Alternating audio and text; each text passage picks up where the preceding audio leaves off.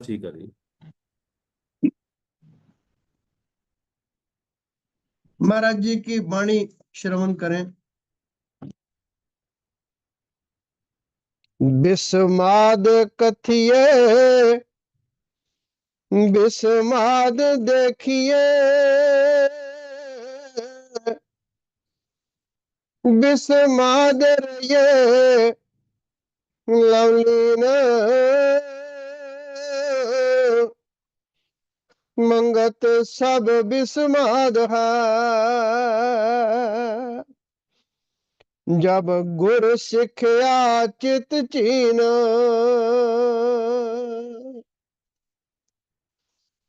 विस्माद कथिए विस्माद देखिए, विस्माद रहिए लवलीन मंगत सब विस्माद है। जब गुरु सिखया चित चीन,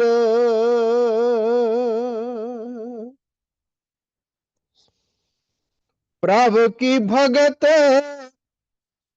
जिस जन चित पाई,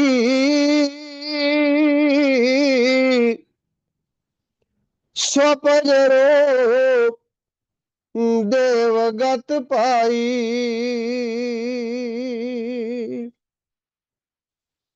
प्रभु की भगत देवा ऊंचा थान, मेमाण्या को राखे मान।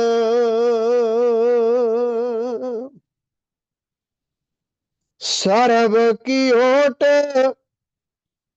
हर भगत विचारी, चक्रवर्ती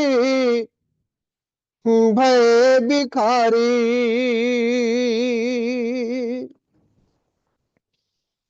प्रभु की भगत सर्व ज्ञाता, अंतर्गत सतरूप समाता।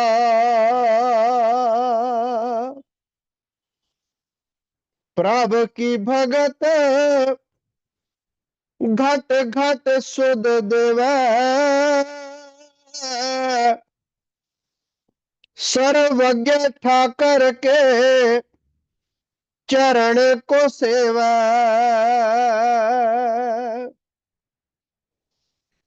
प्रभु की भगत में सिद्ध पीर तपीश्वर, पल पल सिमर सर्व जगदीश्वर।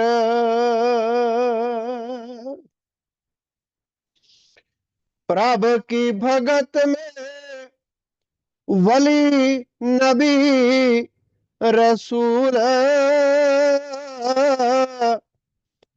पल पल सिमर आज्ञा अनुकूल। लोमस मुनि तत्का वेता, हर की भगत में नेत्र नीता।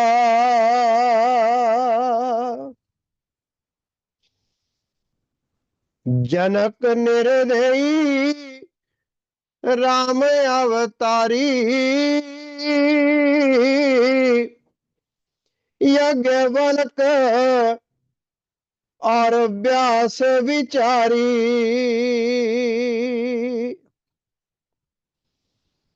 तीव्र भक्ति कृष्ण निर्णायक, निर्बंध जीवन रूप दिखाए। गिनती गिने ना आ सके, जिन ध्यायो पद निर्वाण, मंगत भक्ति योग से पायो मुक्त निधान। गिनती गिने ना आ सके, जिन ध्यायो पद निर्वाण, मंगत भक्ति योग से पायो मुक्त निधान। ओम ब्रह्म सत्यम सर्वव्याधार।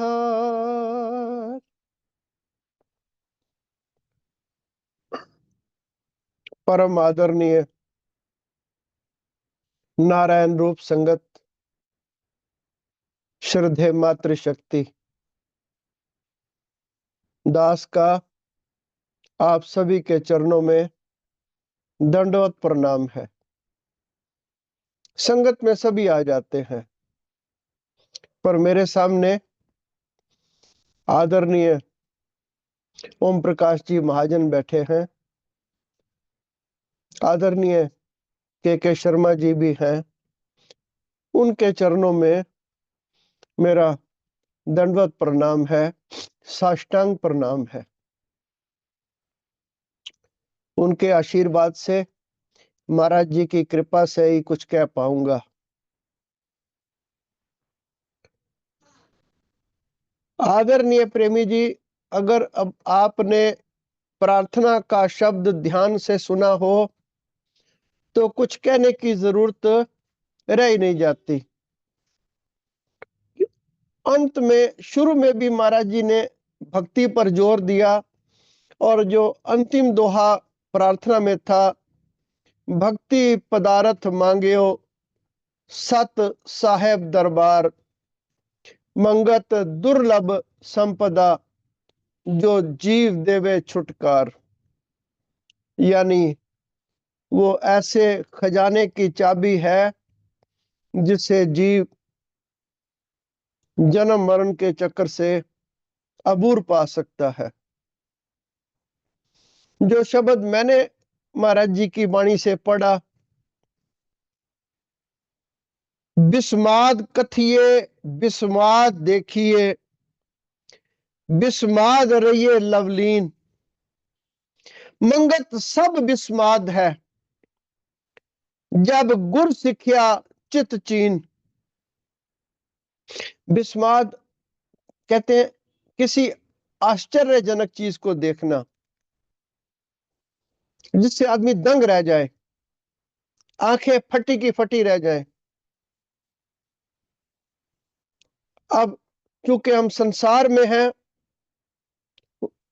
तो विद्वानों ने कहा कि संसार में 8 आश्चर्य हैं, ताजमहल उनमें से एक है। ऐसे ही दूसरे मुल्कों में 7 और हैं। मगर महाराज जी उस आश्चर्यजनक बात से की नहीं कर रहे हैं, क्योंकि इन सभी को बने में कुछ अरसा हुआ है और कुछ समय के बाद वो विस्मार हो जाएंगी, खत्म हो जाएंगी। उनकी एक आयु है। महाराज जी फरमान करते हैं कि विस्माद कथिए विस्माद देखिए, विस्माद रहिए लवलीन। कब? मंगत सब विस्माद है जब गुर सिखिया चित चीन। आश्चर्यजनक चीज तुझे तब दिखाई देगी जब तू गुरु की शिक्षा को अपने चित्त में बसा लेगा। इसका एक और उदाहरण वाणी से ही महाराज जी की आता है। आज्ञा मानो साहिब की, तन मन होए खुशहाल, मंगत जीवन जगत में एको यही कमाल। मैं इसको बहुत पढ़ता था, बहुत सुनता था, पर मेरी बुद्धि में कभी बात आई नहीं, आती तो अब भी नहीं है। लेकिन उसमें महाराज जी ने फरमाया, आज्ञा मानो साहिब की, तन मन होए खुशहाल, मंगत जीवन जगत में एको यही कमाल। यानी कोई कमाल की चीज तेरे जीवन में आ सकती है तो वो तब आएगी जब तू गुरु की शिक्षा को अपना लेगा। पहली बात तो कमाल की चीज, आप महाराज जी के जीवन को देखें, हमें हर चीज मुहैया है। सर्दी अभी शुरू नहीं हुई है, थोड़ी थोड़ी पड़ी है, मगर शाम को 6 बजे मन करता है कि अपने कमरे के अंदर जाके बैठ जाएं और दरवाजा बंद कर लें। और दरवाजा बंद करने के बाद भी हम देखते रहते हैं कि अभी कंबल जो था पतला था, इसको थोड़ा और मोटा लें, फिर और मोटा लें, फिर रजाई बड़ी ले लें। और रात को 11 बजे के बाद तो कहते हैं घर से बाहर निकलना को मरना थोड़ी है। महाराज जी रात को ही बाहर से निकला करते थे, 11 बजे रात 12 बजे महाराज जी निकल जाया करते थे। सर्दी तब भी पड़ती ही होगी, जंगल में शायद ज्यादा पड़ती हो, पानी भी ऊपर, ओस भी पड़ती ही होगी। कोई महाराज जी के ऊपर कोई टेंट लगा होता था, जिस टेंट में महाराज ठहरते थे उसको तो 11 बजे छोड़ देते थे, उसमें तो प्रेमी ठहरते थे, भगत जी आके निवास करते थे। तो क्या ये बिस्माद नहीं है कि अंधेरी रात को उठकर घर से निकल जाना, कोई लालटेन कोई टॉर्च। मैं छोटा था तो आश्रम में ना एक, जब सम्मेलन का वो आता था निमंत्रण, तो उसमें महाराज जी की आज्ञा अनुसार लिखा आता था, प्रेमी अपना लोटा टार्च या जरूरी सामान साथ लेकर आए आश्रम के अंदर, जहां पे हर चीज मुहैया है। मगर महाराज जी तो केला घाट में रहते हुए भी उस स्थान को छोड़ दिया। प्रेमी ने कहा, महाराज जी यहाँ तो बड़ा एकांत है। वो कहने लगे, नहीं प्रेमी, ये अपना नियम नहीं छोड़ेंगे, क्योंकि अगर ये लेटे रहे तो तुम तो रजाई से निकलोगे ही नहीं। तो पहली बात तो बिस्माद वाली बात ये है कि कभी महाराज जी ने कभी कहा हो कि प्रेमी इनके लिए ना आज कढ़ी चावल बना दो, प्रेमी ये इनका ना आज मटर पनीर खाने का दिल है। अभी 2-3 शादियों में मुझे जाना पड़ा, मैंने देखा दुनिया की कोई चीज ऐसी नहीं है जो शायद राजे महाराजे पहले खाते हों, वो आम इंसान को मुहैया है। और खा खा खा खा के रात 12 बजे तक इंसान रजता नहीं, फिर कहते नहीं मैं तो कुछ खाया नहीं जी, मैं तो ऐसे ही आ गया। लेकिन महाराज जी का जीवन देखें, पूरी जीवन गाथा के 2 भाग हैं। किसी एक भाग, किसी एक पेज, किसी एक लाइन में 600 प्रेमी महाराज जी के दीक्षित थे। कोई एक प्रेमी नहीं कह सकता कि महाराज जी ने कहा, नहीं प्रेमी इनके लिए ना एक ऐसी सब्जी ले आओ, इनके लिए ये बना दो। अगर महाराज जी को बहुत तकलीफ थी तो प्रेमियों ने कोई कुछ ला दिया तो उसको महाराज जी ने अगर ले लिया, चाहे कहवे के रूप में किसी और रूप में, लेकिन महाराज जी ने कहा हो कि नहीं प्रेमी आज ना इन्हें दूध में बादाम डाल के दो, प्रेमी आज ना इन्हें थोड़ा सा कोई दूध हल्दी वाला डाल के दो। कभी महाराज जी ने ऐसा किया हो? तो अभी तो हमने खाली एक बात, चूंकि मेरी तो अकल इतनी है ना, समझ इतनी है ही नहीं, यही देख रहे हैं। लेकिन सब कुछ होने के बाद, सब कुछ खाने के बाद भी हम भूखे के भूखे, नंगे के नंगे हैं, प्यासे के प्यासे हैं। और महाराज जी कुछ भी ना खाने के बाद कहते हैं, प्रेमी आनंद की बाढ़ आ रही है। और हम घर में बैठे हुए भी 2-2 कुंडी लगाकर बैठते हैं, फिर भी सोचते हैं चोर ना आ जाए, कोई चीज उठा कर ना ले जाए। और एक पतली सी कंबली महाराज जी के पास होती थी, उसको लेकर महाराज जी चले जाते थे। कभी महाराज जी ने किसी प्रेमी को नहीं कहा कि प्रेमी जाके ना वहां पे आज रात को ये वहां पर बैठेंगे, जरा झाड़ू लगा के आ जाना, थोड़ा उसको जगह को समतल कर देना, कोई पत्थर वत्थर हो तो उठा देना। एक कीड़ी अगर हमारी दरी पर आ जाए, जिस पर हम बैठे सत्संग सुन रहे हैं, तो हमारा ध्यान ये रहता है कि वो कीड़ी या काला कीड़ा कहीं मुझे ना काट ले। मेरी सारी रुचि सत्संग से गायब हो जाती है, मेरा ध्यान उस कीड़ी पर अटका रहता है, उस कीड़े पर अटका रहता है कि नहीं नहीं ये तो काला कीड़ा काट गया तो बड़ा दर्द होगा। जंगल में भी शायद जीव जंतु भी होंगे, छोटे मोटे कीड़े भी होंगे। एक सांप आपने बहुत बार सुना है मैं उसको ना कई जगह से देखता हूं, उस नजरिए को, कि या तो सांप के बड़े ऊंचे भाग थे, वो कहीं से चल के आया और महाराज जी के चरणों में उसने अपनी सेवा दी। सारी रात वो महाराज जी के शरीर के नीचे बैठा रहा, वो हिला जुला नहीं, काटना तो बड़ी दूर की बात है। अब उसने सेवा दी या महाराज जी के शरीर को सारी रात उसने सहन किया। आप अंदाजा लगा सकते हैं कि कौन सी बात आश्चर्यजनक थी। सांप किसी को नहीं काटता, कहते हैं ऐसे ऐसे, लेकिन अगर उसको छेड़े तो फिर कोई वो कुछ कह देता है। लेकिन सारी रात वो पड़ा रहे और सुबह महाराज के, ओहो प्रेमी तुम्हें बड़ी तकलीफ हुई। अब किस जन्म का कहाँ का नाता था, क्या देखे। ये जो एक शब्द है ना, विस्माद कथिए, मैं तो नालायकों में से भी अव्वल दर्जे का नालायक हूं, लेकिन विद्वान लोग इस पर पूरी ना किताब लिख सकते हैं, पूरा ग्रंथ लिख सकते हैं कि कैसी कैसी आश्चर्यजनक बातें गुरु की शिक्षा को मानने के बाद होती हैं, बहुत से प्रेमियों के जीवन में हुई हैं। मगर नालायकी इतनी है कि फिर भी गुरु की कृपा को ना नहीं समझते। एक ही तो महाराज जी ने बात कही कि प्रेमी इनको हृदय में देखो, इनको प्रेमी अंग संग जानो।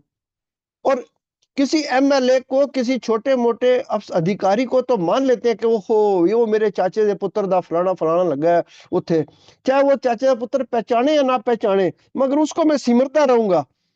पर महाराज फरमान करे, त्रिकालदर्शी महाराज, तत्वेता सतपुरुष महाराज फरमान कर रहे हैं कि प्रेमी इनको हृदय में देखो और नालायकी देखो कि कभी विचार नहीं आता। महाराज जी हमें भक्ति की ओर ले जा रहे हैं। प्रभ की भगत जिस जन चित आई। भक्ति का मतलब होता है किसी को ना बार बार याद करना, ईश्वर को याद करना, बार बार बार बार, निमख निमख, ये उसकी भक्ति है। संसार को याद करना, किसी क्षण भी ना भूलना संसार को या संसार की वस्तुओं को, ये संसार की भक्ति है। महाराज जी कहते हैं, प्रेमी प्रभ की भगत जिस जन चित आई, जिसके हृदय में आ गई, जवानी जमा खाता नहीं, वो तो हम बरसों से कर रहे हैं, जिसके दिल में बैठ गई, जिसके अंदर ये शौक पैदा हो गया, तो महाराज फरमान करते हैं, स्वपज रूप देवगत पाई। स्वपज कहते हैं अति नीच को, मेरी श्रेणी का आदमी जो अति नीच हो उसको स्वपज कहते हैं। स्वपज रूप देवगत पाई, यानी भक्ति करके वो बहुत ही नीच जाति का, नीच प्रवृत्ति का इंसान, जाति का मतलब ये नहीं है कि वो किस कुल में पैदा हुआ है, उसके कर्म कैसे हैं, उसके कर्म कितने अच्छे हैं या कितने उसके कर्म बुरे हैं। जिसके कर्म बुरे हैं वो नीच है। तो महाराज जी का आदेश आप देखिए, सोपज रूप जो अति नीच है, अति जिसके कर्म, जिसकी विचारधारा नीचता की ओर है, वो अगर भक्ति करनी शुरू कर दे, ईश्वर को याद करना शुरू कर दे, तो देवगत पाई, वो देवता स्वरूप हो जाता है। प्रभ की भगत देवे ऊंचा थान, ने माणिया को राखे मान। जो प्रभु की भक्ति है ना, वो छोटे से छोटे आदमी को अगर वो भक्ति करनी शुरू कर दे और नमाना हो जाए, नमाना जो अगर हो जाए ना, तो उसकी भी बड़ी कदर है, उसका भी बड़ा स्वागत है ईश्वर के दरबार में। एक आपने बहुत बार सुना होगा, मेरा मन है आपकी सेवा में मैं रख दूं। महाराज ये फरमाते हैं, पहले ऋषि मुनि पागल थे जो सुखों को त्याग कर घोर जंगलों में कई कई वर्ष जंगली फल फूल सेवन करके शरीर को सुखा देते थे। तप करते करते मिट्टी ऊपर आ जाती थी, मगर उन्हें पता ही नहीं लगता था क्या हो रहा है। घोर तपस्या में उम्रें बीत जाती थी, तब कहीं जाकर रंग लगता था। आजकल चूड़ामणि के 4 श्लोक याद कर लिए, 4 श्लोक शंकराचार्य के याद कर लिए और अपने आप को ब्रह्मलोक में पहुंचा बताने लगे। महाराज का आदेश है, प्रेमी जी, कितनी विवेक ने रहा सहा सदाचार भी नष्ट कर दिया है। जहां मैं आना चाहता था ना। प्रेमी रीसा जनक की करते हैं, राजा जनक की मिसाल देनी आसान है, उन जैसा तप त्याग करके कोई दिखाए तो सही। प्रेमी जियो एक गुरु अमरदास जी हुए हैं, ये महाराज जी सुना रहे हैं। आपने तो कई बार सुनी होगी, पर महाराज जी सुना रहे हैं। एक गुरु अमरदास जी हुए हैं, जिस समय गुरु अमरदास जी गुरु अंगद देव जी की सेवा में आए, उनकी उम्र 62 साल थी। इस उम्र में कई लोग आश्रय ढूंढते हैं, मगर कितने जिगर वाले वो थे। उस वृद्ध अवस्था में प्रातः काल उठकर नदी पर जाना, जाकर जल लाना, फिर महाराज गुरु अंगद देव जी का स्नान करवाना। ब्यास नदी गुरु स्थान से 3 कोस के फासले पर थी। 3 कोस का मतलब 12 मील हो गया, पुराने 12 मील। ब्यास नदी गुरु स्थान से 3 कोस के फासले पर थी। जाती दफा उल्टे पांव जाना, यानी जो पीठ है वो गुरु की तरफ ना हो। जाती दफा उल्टे पांव जाना, वापसी पर सीधे लौटना, ताकि किसी तरह गुरु की तरफ पीठ ना हो। रसोई के वास्ते लकड़ी इकट्ठी करनी, सिर पर उठाकर लानी, लंगर के बर्तन आप साफ करते थे। सारा दिन सेवा में गुजर जाता था। अब हम भी देखते हैं, जब सम्मेलन होता है ना कहीं, तो मेरे जैसा खाना खा के ना, पानी भी वहां है, सर्फ भी है, थाल भी पड़ा हुआ है, हर चीज पड़ी हुई है, मगर मैंने तो खाना है पूड़ी चार खा के, और मैं बर्तन ऐसे रख देता हूं जैसे कोई ऊपर से कोई बंदा आएगा तो इसको साफ कर देगा। पानी वही है। और किन की बात हम कर रहे हैं? गुरु अंगद देव जी की। किन की बात कर रहे हैं? गुरु अमरदास जी की। 12 मील दूर से जाकर पानी लाना, सारी रात चलते रहना, रात भजन में गुजारनी, 2 बजे उठकर वो पानी के वास्ते चले जाते थे। कितना सेवा का भाव था। एक रोज पो के महीने में रात की बड़ी सर्दी थी, हवा भी खूब जोर से चल रही थी। अंधेरी रात में जब पानी लेने गए, पानी की गागर लेकर लौट रहे थे, रास्ते में एक जुलाई का कोठा पड़ता था। अंधेरी रात होने के कारण सीधे गड्ढे में गिर गए। भीतर से जुलाई ने जुलाई से पूछा, ये आवाज कैसी आई है? जुला कहने लगा, इस अंधेरी रात में कौन निकलता है? वो अमरू ने थामा होगा, जिसका कोई था ठिकाना नहीं, उसे दिन रात चैन ही नहीं आता। ऐसा सुनकर भी गुरु अमरदास जी आगे से कुछ नहीं बोले। उसी तरह गागर उठाई, क्योंकि जुलाई के कोठे के बाहर वो खड्डा था, उसमें गिरे, गागर उठाई, सिर पर रखी और चल दिए। जाके गुरु महाराज जी को स्नान करवाया। सुबह सत्संग की समाप्ति पर गुरु अंगद जी ने पूछा, अमरदास, रात को जुलाई ने क्या शब्द उच्चारण किए थे? अमरदास जी ने हाथ जोड़कर अर्ज की, महाराज जी, आप अंतर्यामी हैं, परिपूर्ण है। अब घटना तो कहाँ हुई है, पर गुरु महाराज जी को पता कहाँ चल गया। महाराज, आप अंतर्यामी हैं, परिपूर्ण है। वो घटना गुरु अंगद देव जी ने खुद संगत के सामने रखी। गुरु अंगद देव जी ने फरमाया, अमरदास ने थावियां दी थां, ने माणियां दा मान, ने ओटियां दी ओट, ने करियां दा कर है। फिर अपना उन्हें उच्च अधिकारी जानकर अपना आसन उनके हवाले कर दिया। तो महाराज जी की वाणी के संदर्भ में मैंने ये आपकी सेवा में रखा कि प्रभ की भगत देवे ऊंचा थान, ने माणिया को राखे मान, सरब की ओट हर भगत विचारी। समय समाप्ति की ओर आ गया है, नहीं कुछ कह सकता, पता नहीं कहाँ के कहाँ निकल जाता हूं, अकल नहीं। सरब की ओट हर भगत विचारी, चक्रवर्ती भय भिखारी। यानी अब इससे बड़ी महाराज क्या हमें समझाएं कि जो भक्ति करते हैं ना, बड़े बड़े राजा महाराजा चक्रवर्ती, वो भक्ति करने वालों के दर पर भीख मांगने के लिए वो नंगे पांव उनके यहाँ जाते हैं। कौन? जो संसार को फतेह कर लेते हैं, बड़े बड़े चक्रवर्ती राजा होते हैं। अकबर को सब कुछ था, उसका बड़ा साम्राज्य था, उसके पास पुत्र नहीं था। वो सलीम चिश्ती की दरगाह पर गया, उसने कहा दुनिया में जिले इलाही, बादशाह सलामत, ये सब आवाजें मैंने सुनी है, हजूर एक अब्बा कहने वाली आवाज सुना दो। फकीर चिश्ती ने कहा मांगने की तरह मांग, खुदा अपने बंदों की इल्तजा कभी नहीं ठुकराता।